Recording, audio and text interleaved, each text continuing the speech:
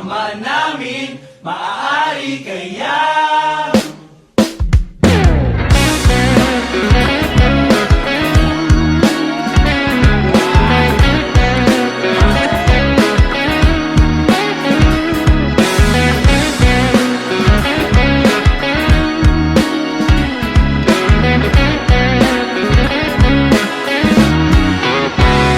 Mga 5 years ago, year 2020, when we first met, simpleng pagkakaibigan natin noon, nauwi sa malalim na pagtitinginan, started in kuya, turned into love, nabihag mo ang loob at puso ko.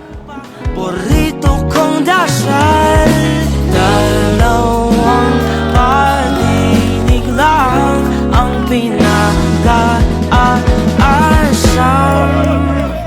Pwede bang ako o na lang? Sabihin mo, makasaya mo hanggaan. Gusto ko mahaba man ang posisyon, sasamahan ka sa simbahan. Sana magustuhan mo itong gift ko kasi ako nagustuhan ko ito. Sabihin mo oo. Sabihin mo oo. Sabihin mo oo. Sabihin mo oo.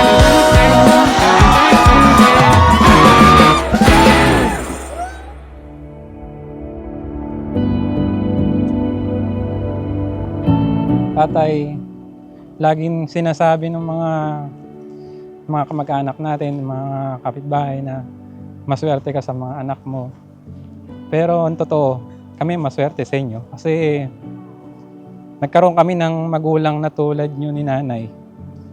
Though wala na si nanay ngayon, hindi naman natin kailangan kalimutan siya. Pero kumbaga, tanggapin natin, maging masaya na lang tayo. Para kung nasa man siya ngayon, hindi na rin siya mahirapan. Maging masaya na lang siya sa atin na nakikita tayong ganito. Mas mahirapan lang siya kung makikita tayong nahihirapan sa pagkawala niya.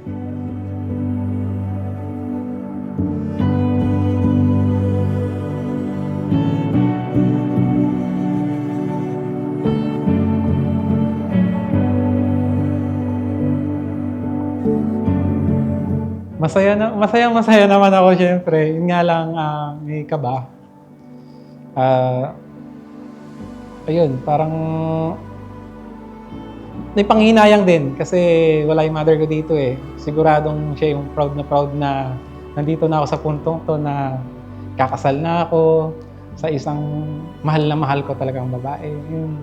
Sa pinakita mong pag-aalaga sa amin, siguro asahan mo nanay na yung ganung pagmamahal yung paparanas ko sa magiging pamilya ko. Wala ka man physically, samahan mo ako sa paglalakad, simbahan.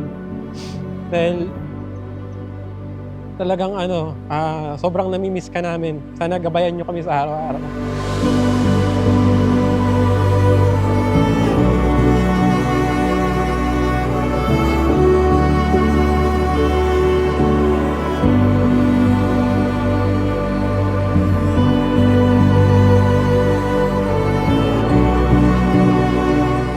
Fernando at Ira, ito ang araw na inyong kasal. Ito ang araw na sinisimulan nyo ang inyong pagsasama bilang mag-asawa, punong-puno ng kaligayahan. Sa lahat din ng mga hamon ninyo sa buhay mag-asawa, kayo'y manatiling magkaisa sa lahat ng desisyon na inyong buhay bilang magkaisang dibdib.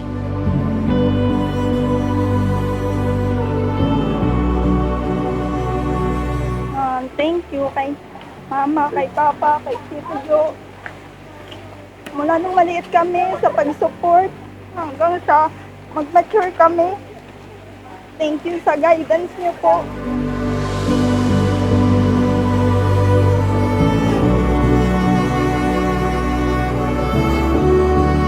At alam ko, Ricardo, kahit ang mami mo ay galak na galak sa araw na ito kasi ikaw ay ikakasal kay Ira.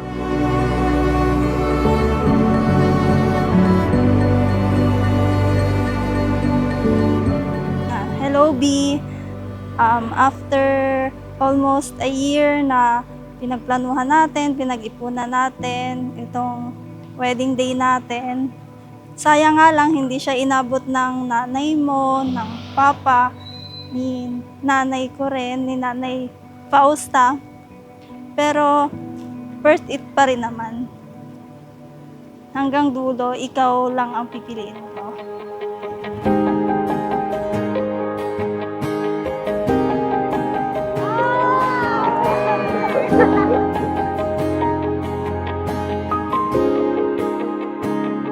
Nagsimulang lahat sa isang kanta.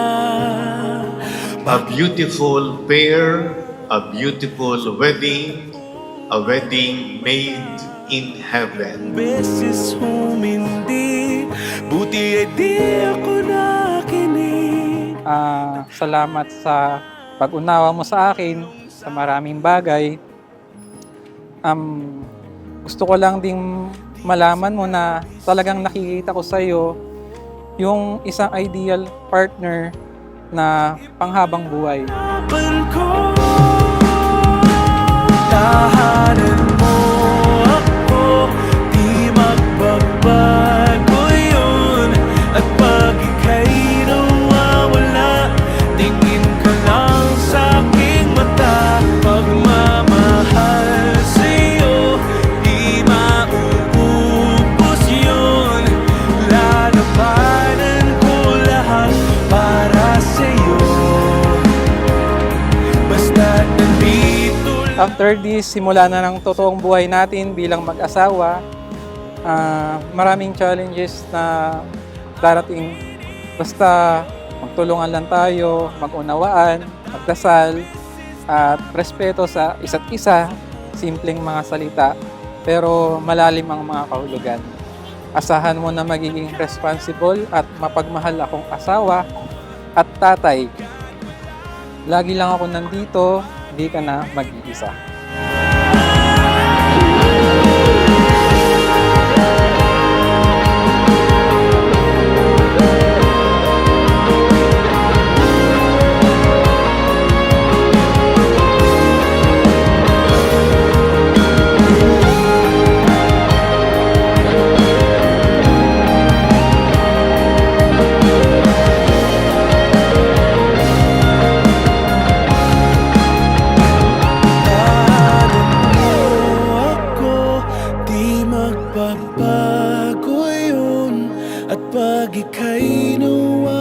Sabay nating haharapin lahat ng hamon sa buhay.